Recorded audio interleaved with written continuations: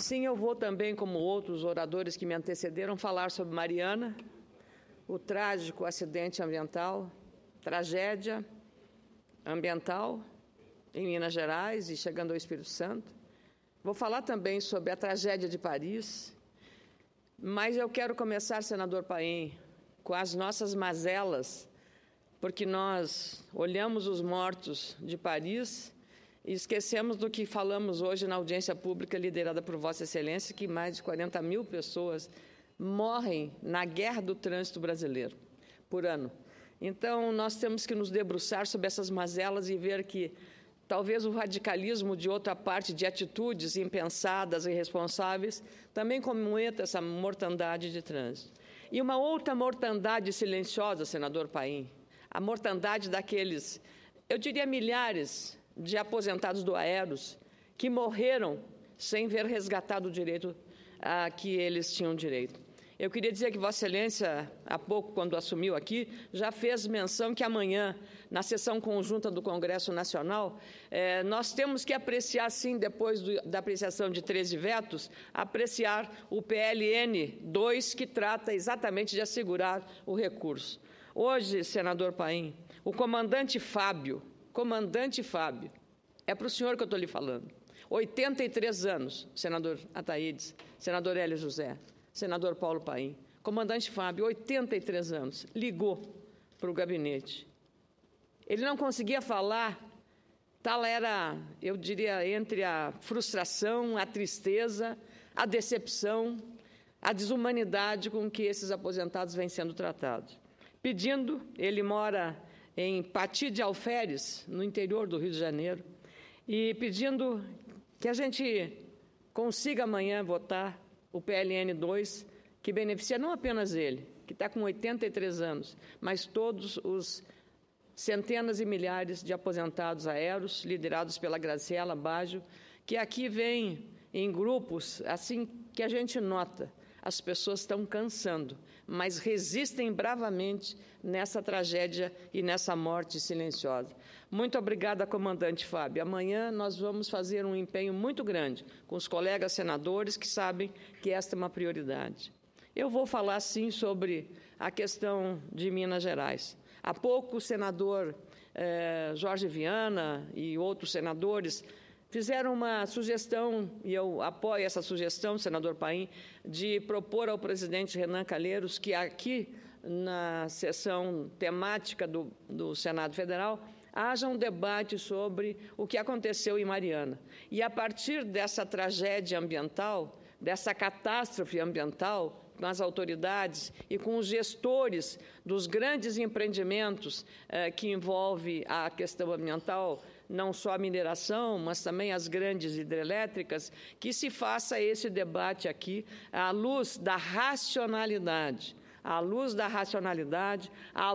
tecnologia, à luz da segurança ambiental, à luz da prevenção, à luz do nosso Código Florestal, para que nós não tenhamos a repetição de tragédias como essa, que vão impactar em uma área gigantesca. Dizem até que é o maior acidente ambiental do planeta. Então, nós estamos solidários com a população de Mariana e a iniciativa aqui do Senado Federal deverá ser propositiva, porque é um tema relevante não só para aquela comunidade, mas é também um sinal de alerta às precauções e ao que nós temos de fazer para evitar que novas tragédias ambientais como essa venham a acontecer.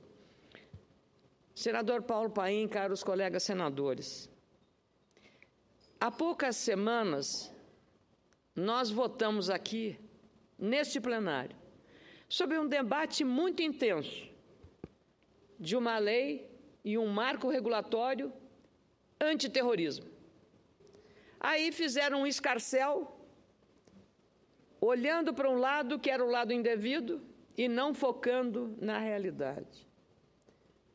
Ninguém quis aqui, em nenhum momento, criminalizar movimentos sociais. E, às vezes, a gente pensa que se usam umas bandeiras para ocultar outros interesses. Um relatório, eu diria, primoroso, feito pelo senador Aloysio Nunes Ferreira, que dissecou um marco regulatório antiterrorismo aceito pelo governo, com a aquiescência e os entendimentos com o Gabinete Civil da Presidência da República, hoje comandado pelo ex-ministro da Defesa, não se esqueçam disso, Jacques Wagner, e com o ministro da Justiça, Eduardo Cardoso, acordado e defendido aqui com muita competência pelo líder do governo, senador Delcídio Amaral. E aqui o debate foi exatamente esse. Ninguém conseguiu vislumbrar o foco verdadeiro desta lei. Necessário a um país que tem uma fronteira imensa, tem uma famosa e perigosa tríplice fronteira, que já foi foco de investigações e de riscos de algumas células que podem estar também trazendo o interesse desse Estado Islâmico. Ninguém enxerga isto, mas enxerga talvez o seu interesse político de fazer um proselitismo que nada tinha a ver com o foco real de uma lei que a cada dia que passa, quanto maior for o ativismo dos insanos líderes religiosos do Estado Islâmico, representam como risco para a humanidade. Quantas pessoas inocentes morreram e vão morrer ainda nas mãos desses fascínoras?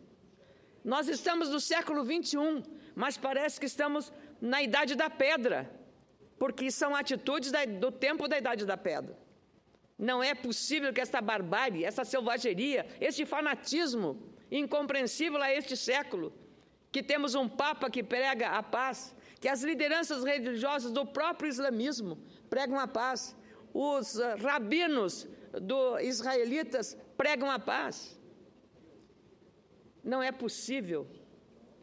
Os evangélicos, os credos de todo mundo, os espíritas, os budistas, os umbandistas, todos pregam a paz, a harmonia, o entendimento, a solidariedade. E aí, na contramão de tudo isso, um Estado totalitário, ditatorial, impositivo, que quer fazer que o mundo se curve e se ajoelhe à sua pregação e ao seu credo. Isso não é admissível. E parece que só agora, depois da bomba jogada num avião russo e no que aconteceu neste final de semana em Paris, é que os líderes mundiais acordaram.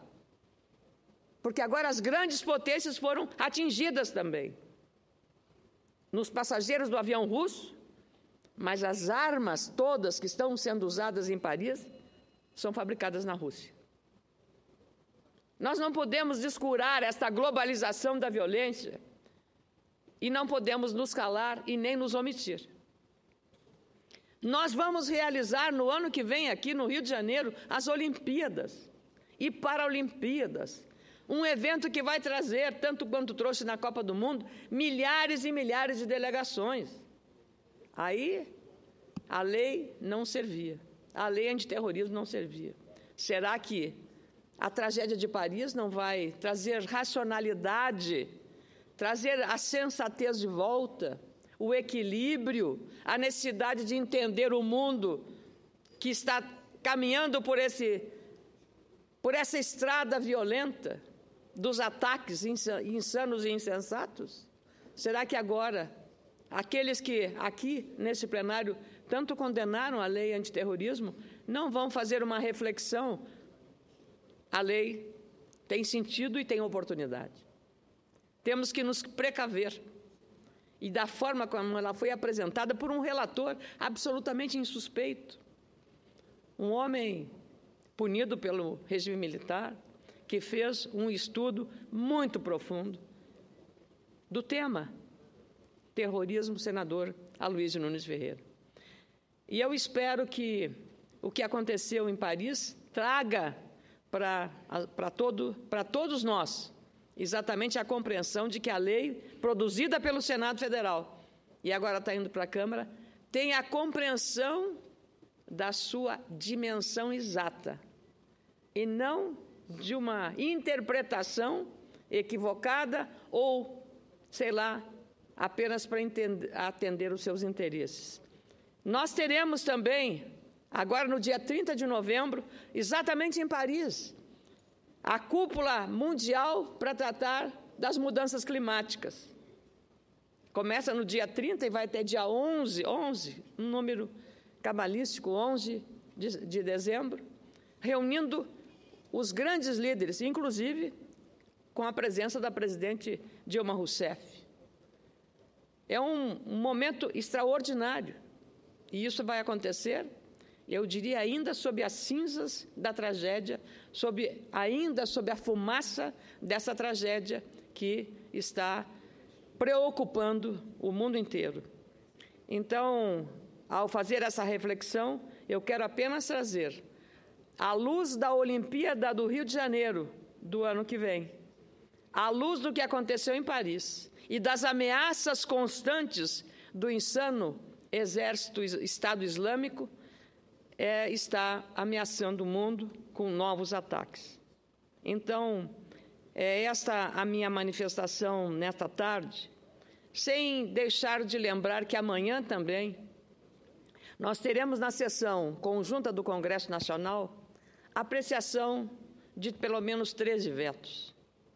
Um deles, particularmente, tem me chamado a atenção e votarei pela derrubada do veto, caros colegas senadores, porque se trata de um direito inalienável do cidadão, do eleitor, que é o direito de saber ter a confiança e a segurança de que seu voto não foi manipulado, de que aquele voto tem a segurança necessária, porque como a tecnologia não assegura a inviolabilidade da urna eletrônica, a tecnologia não assegura. Nenhum especialista assegura a inviolabilidade da urna eletrônica. Ninguém. Se a ciência da tecnologia, da informação, não assegura a inviolabilidade da urna, é um direito inalienável do eleitor, do cidadão brasileiro, de ter, no mesmo ato em que ele aperta um botão para dar o seu voto, que aquele ato de apertar o botão seja impresso e fique ali guardado nessa urna eletrônica da sessão onde ele votou. Esta será, sim, a grande garantia da segurança de que aquele voto foi para aquele determinado candidato e não para outro. Muitas dúvidas foram suscitadas em 2014. Aliás, Leonel Brizola, lá no passado, na famosa Proconsulta, já tinha aquelas desconfianças e acabaram resultando que as desconfianças dele estavam corretas. Então, eu lamento profundamente que o Tribunal Superior Eleitoral, na figura do seu presidente, ministro Dias Toffoli, não reconheça e diga que vai gastar muito, 2 milhões para fazer o voto impresso. Mas o que é isto para a democracia se assegurasse a lisura e a segurança do voto? Gastam tanto com outras coisas supérfluas. Então, eu nisso não concordo. Acho que precisamos derrubar esse veto. E esse é o tema mais sensível nas minhas redes sociais. Nem doença, nem câncer, nem outro assunto chama mais atenção da população na rede social do que a questão do voto impresso. Exatamente pela dúvida que persiste na cabeça do eleitorado brasileiro de que há, sim, risco de violação da urna eletrônica. E é exatamente por isso que, ao imprimir o voto, nós teríamos a segurança e a certeza de que voto é para quem é e como está sendo dado. Ninguém vai sair com um voto impresso para mostrar para este A, B, não. O voto vai ficar ali, guardado. Em caso de dúvida, aleatoriamente, você vai lá e pede uma verificação naquela determinada urna. Chegando lá, se não tiver confirmação, nós vamos ter a certeza, ou se for confirmado o resultado, também a certeza de que foi absolutamente legítima aquela votação naquela urna. Então, eu não concordo com o ministro Dias Toffoli de alegar que a tecnologia assegura, e eu até perguntaria, essa é uma invenção brasileira, nós temos que preservar essa invenção, aí elogiando os nossos técnicos, mas na UNB, na Paraíba, os cientistas da área da tecnologia da informação asseguram de que a urna não é inviolável, Então, por isso que amanhã, na derrubada do veto, eu gostaria muito de que a gente pudesse derrubar este veto. E também, para encerrar, senador Paulo Paim, eu li uma declaração atribuída ao ministro-presidente do Supremo Tribunal Federal, ministro Ricardo Lewandowski, a respeito, com uma crítica bastante dura sobre a atuação do Congresso Nacional em CPIs. A declaração do ministro parecia que nós estávamos nos arvorando o Congresso, e eu não participo de nenhuma CPI, em primeiro lugar, não participo. Nos arvorando de nos meter em coisas que não são da nossa alçada. Aparentemente, parece que, pelas CPIs, na visão do ministro, não é uma atividade atinente ou da competência parlamentar. Apenas para lembrar, o artigo 58 da Constituição Federal, na seção 7, que fala das comissões de funcionamento do Congresso, no artigo 58, senador Ataídes Oliveira, no seu parágrafo 3º, diz textualmente o seguinte, estou aqui com a Constituição na mão. Parágrafo 3º do artigo 58 da Constituição Federal.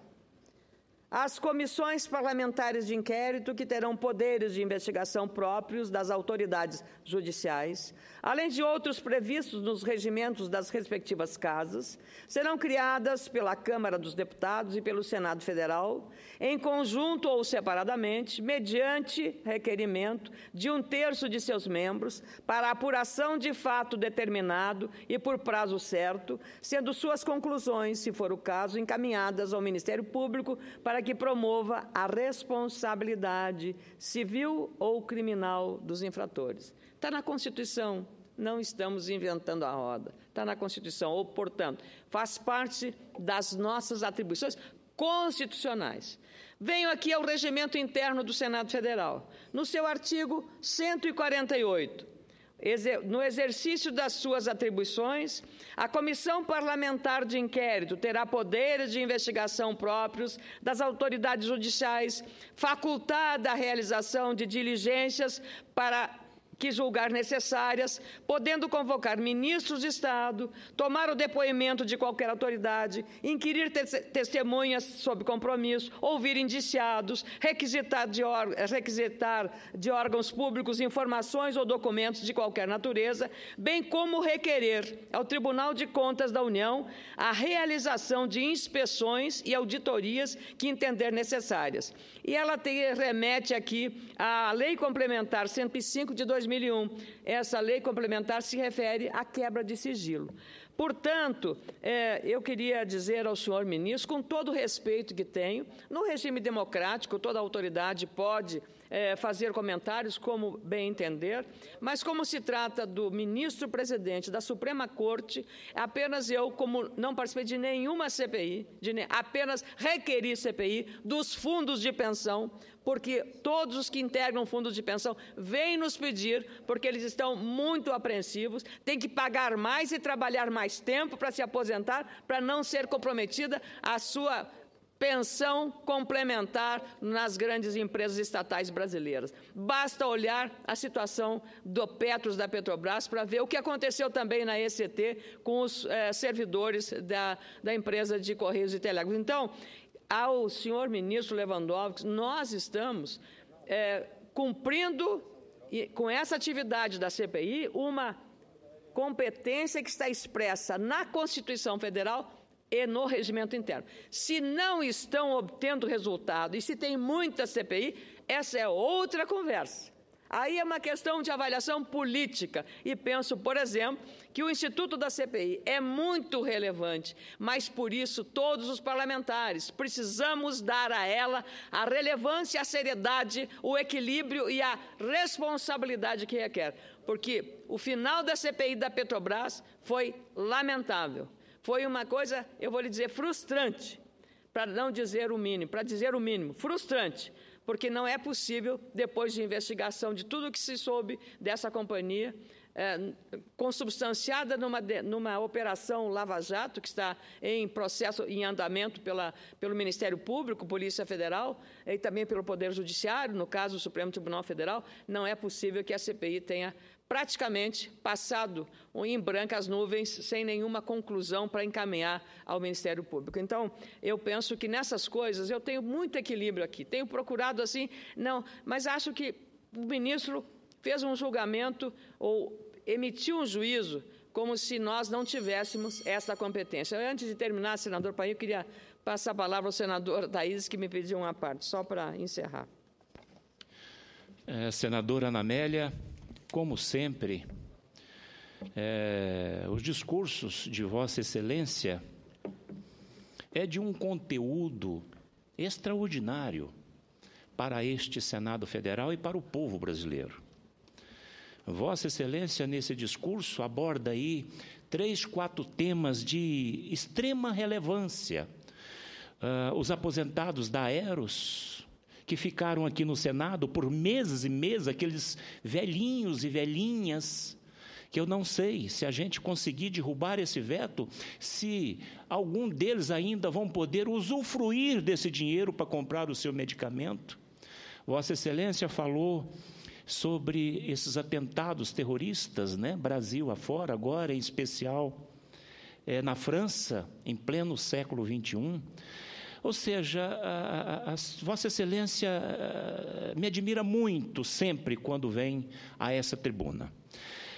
Eu quero me ater, senadora Ana Amélia, a essas declarações que o presidente da nossa Suprema Corte Federal fez agora recentemente, chamando-os membros de uma CPI, de uma comissão parlamentar de inquérito, de amadores. Eu sou presidente da CPI do CARF, do Conselho Administrativo Fiscal da Receita Federal, onde há um desvio de dinheiro público ali, eu acredito, acima de 30 bilhões de reais. E agora veio ao bojo dessa CPI, vendas de medidas provisórias, as medidas provisórias a 471, a 512, a 627. Isso negociada dentro desse governo do Lula e da presidente Dilma. Nós sabemos das nossas limitações, senadora, nós sabemos das nossas limitações. Sabemos que nós não temos o poder de investigatório que tem o Ministério Público Federal, tão competente e com todos os instrumentos que eles têm. Sabemos que não temos o sistema investigatório de polícia que tem a nossa competência, a Polícia Federal. Sabemos disto. Mas, como bem Vossa Excelência colocou, é a atribuição desta casa, é a atribuição de um parlamentar fiscalizar a coisa pública. E é exatamente isto que nós estamos a fazer, mesmo com as nossas limitações. O artigo 5º da Constituição Federal, 63, determina que nenhum inquirido, nenhum convocado, ele pode fazer prova contra si próprio. Nós sabemos disto. Mas o Supremo Tribunal dá todas as liminares a quem pedir para vir a nossa comissão parlamentar de inquérito. Evidentemente que isso dificulta muito. E eu queria ler aqui muito rapidamente, senador, me permite, essas declarações, eu até escrevi, essas declarações do presidente do Supremo Tribunal Federal a respeito da atribuição constitucionais do Congresso Nacional foram realmente lamentáveis. Ao se dedicar a investigações envolvendo desvio de verbas públicas, o parlamento não faz mais do que cumprir a Constituição da República. A mesma Constituição que o presidente do Supremo Tribunal prometeu cumprir e fazer cumprir.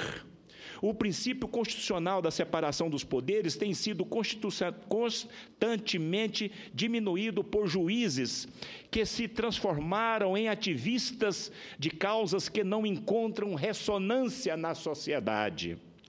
Não bastasse essa tendência clara de usurpação pelo Supremo Tribunal Federal, das atribuições e prerrogativas do Congresso Nacional. Temos visto, infelizmente, declarações públicas de membros daquela corte criticando o parlamento e os parlamentares. O papel do Supremo e de seu presidente é de garantir o equilíbrio entre os poderes, não de corroer, como declarações inapropriadas, o fino tecido que os une. Como presidente de uma CPI, enxergo sim, eu disse, essas nossas dificuldades, mas não admito que sejamos gratuitamente atacados por exercermos uma das prerrogativas que Vossa Excelência colocou aí, lendo a Constituição Federal e o regimento interno dessa casa.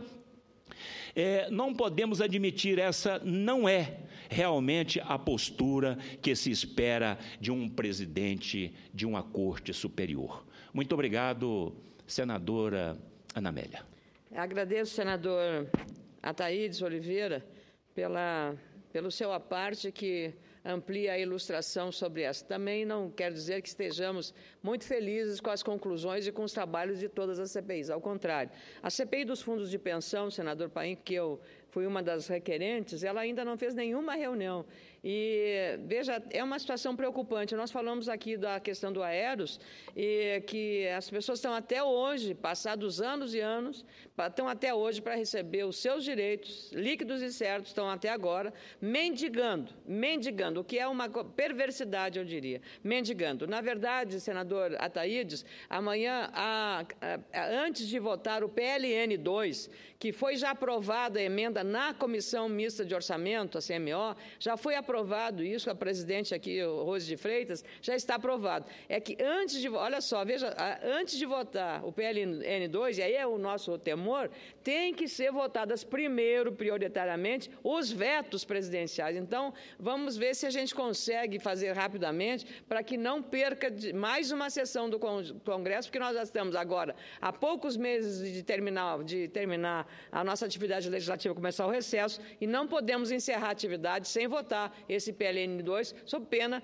de nós estarmos cometendo e ampliando a injustiça em relação aos aposentados do Aeros. A CPI dos fundos de pensão, como eu disse, não fez nenhuma reunião. E a situação do Postales, que é o dos Correios, é a situação, eu diria, mais dramática, que está reproduzindo o que aconteceu, em parte, com o Fundo Aeros. Muito obrigado, senador Paim. Obrigado, senadores.